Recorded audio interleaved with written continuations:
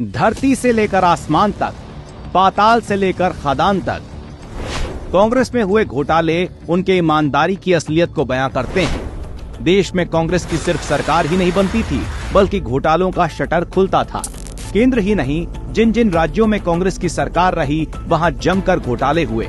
अगर घोटाले के लिए कोई पुरस्कार मिलता तो उसमें कांग्रेस पार्टी अव्वल साबित होती। इनके घोटालों की लंबी फेहरिस्त है। आजादी के बाद सबसे पहला जीप घोटाला 1948 में जीप घोटाला सामने आया था। पाकिस्तान समर्थित कबायली हमले के बाद भारतीय सेना को जीपों की जरूरत थी। सरकार ने लंदन की एक कंपनी से 2000 जीपों का सौदा किया। सौदा 80 लाख रुपए का था, लेकिन एक साल में केवल 155 जीपें ही मद्रास बंदरगाह पर पहुंची। इनमें से ज्यादातर जीपें तय मानक पर खरी नहीं उतरी। फिर यहीं से शुरू हुई घोटालों की कहानी ने रुकने का नाम ही नहीं लिया। एक के बाद एक घोटाले कर कांग्रेसियों ने देश को लूटने में कोई कसर नहीं छोड़ी।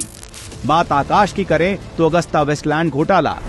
यूपीए 1 सरकार के समय अगस्ता वेस्टलैंड से वीवीआईपी के लिए 12 हेलीकॉप्टर्स की खरीद का सौदा हुआ। ये सौदा 3600 करोड़ रुपए का था। जब इसमें 360 करोड़ रुपए की रिश्वतखोरी की बात सामने आई तो यूपीए 2 सरकार ने सौदा रद्द कर दिया। खदान में 1,86,000 करोड़ का कोयला घोटाला।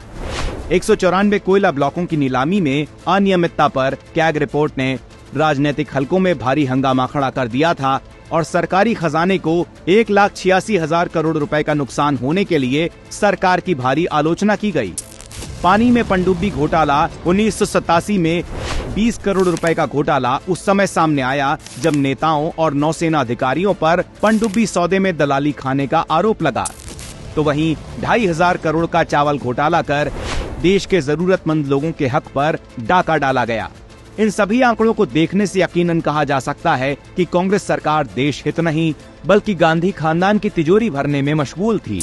गरीबी हटाने के बजाय गरीबों को हटाने वाली सरकार सिर्फ घोटालों में व्यस्त रही। जितना पैसा घोटाला कर कांग्रेसियों ने अपने खजाने भरे, उससे देश की तमाम समस्याओं से निपटा जा सकता था। आज घोटालेबाज कांग्रेस की हकीकत से जनता वाकिफ है।